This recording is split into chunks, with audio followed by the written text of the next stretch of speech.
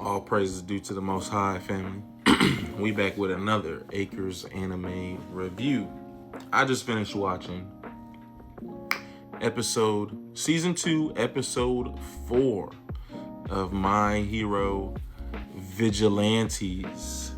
And so we got the crawler with another pro hero collaboration, right? He's already worked with Ingenium. He's already worked with Fat Gum. Come on now. Technically, he worked with Captain Celebrity. And so we have another collaboration, right? This time with Aizawa himself. Okay, so first of all, Koichi immediately gets caught training his newfound ability, right? And this is one of the things I love about the quirk concept in My Hero, is that if you get creative enough, you can find different ways to apply your quirk, and indirectly you can give yourself another quirk. Like Koichi did a full Kamehameha in this episode. Okay.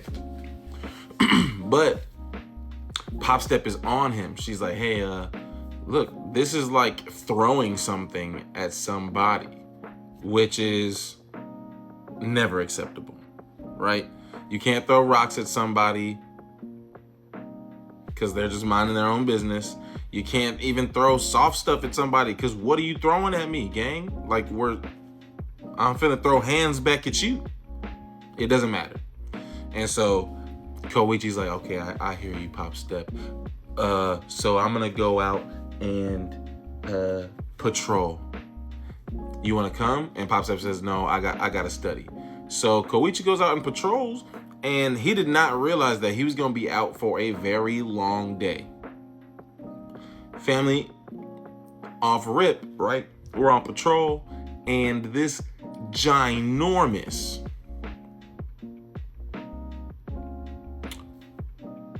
multi-armed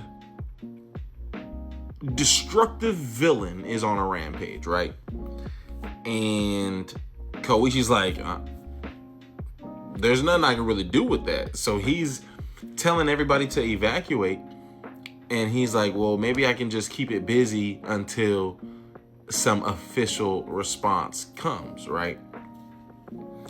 But as he's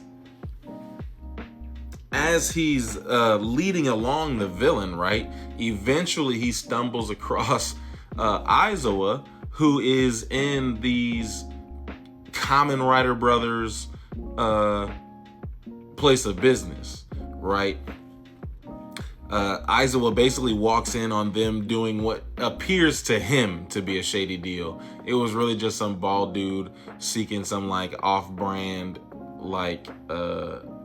hair growth product, right? But it looks sketchy when Aizawa walked in. Anyhow, he's just explaining, hey man, I just tend to have better work days when I start my day with a coffee here before my patrol. And they're like, okay, but we don't that's not what we do here. You're just coming here and just demanding coffee from us. He's like, but it's a great cup of coffee. Anyhow, as that's happening is when the crawler Koichi and this villain make their entrance to them. And so this creates this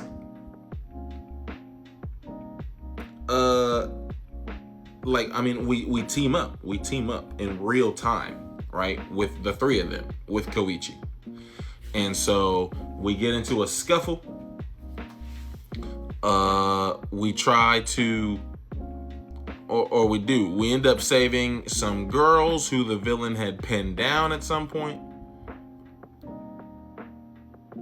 right? And Koichi's basically, this is his chance to be practicing his, like, he wanted to practice.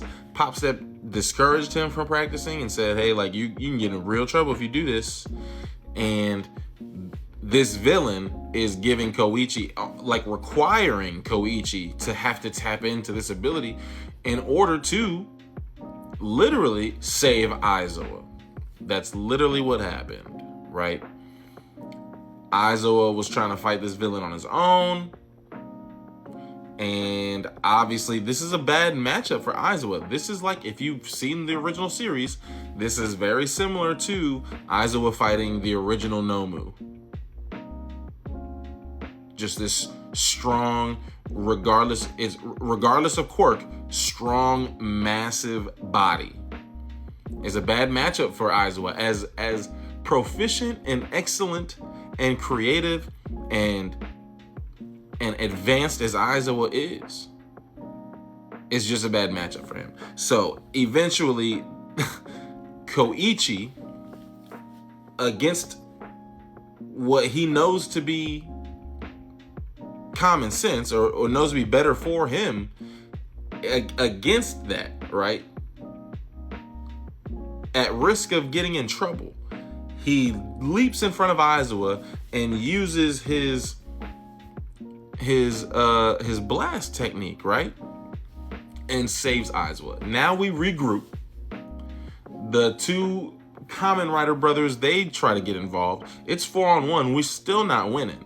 So eventually we come to the conclusion, okay, like, we can lead him to the warehouse that we got. And this is where some comedy is inserted in the show, when the giant praying mantis, Kamayan, right? That's his name. When Kamayan is involved, then the show gets funny. I just want to mention about Kamayan. When we went to him in the warehouse and he was pouring himself a cup of tea. I think he was watching TV, but the way he's laying on the couch, it was disgusting. It was just like gross. I was like, ew. But it was a funny, like, it looked gross, but like it was comedy behind it. Then he basically started calling Koichi a bigot. Like, he got woke for a second, and so that was funny. But so, long story short, we subdue the villain at first. Kamayan, he just can't behave, really. So he feels, we basically have the villain tied up, right? And Kamayan, like, nudges him like that, right, as he's walking past. And that allows the villain to get freed up out of what we had him surrounded in, wrapped up in. But at this time, this villain takes the chance to leave instead of, like, keep fighting. And so eventually he runs into, he didn't run into. As he's running away, we have the o'clock student villain basically, like, hunting him down. Like, he knows the path that he's taking and he's waiting for him and beats him up. And so this villain was giving us problems of 4-on-1, and so we find him all beaten up, and we just seen the o'clock student villain escaping just at the last second before we arrive. Like, he got away quick enough that we didn't identify him, but we just missed him. And so we're wondering, like, wow, bro, we was fighting this villain all day, family, just to find him beaten up by somebody else, like, while we was on his tail, right? And so I don't know. Now here's what I had a question about. This villain guy, he mentioned his scar, and he was like, hey, I did this scar because I was trying to be like somebody else. I didn't know who he was referencing. I can't think of who else has a scar like that. And also, like, I'm wondering who he was working with that required him to get this information on the big octopus squid villain. I'm assuming it's all for one, but I don't know for sure. Anyhow, family, all praises due to the Most High. Peace and love.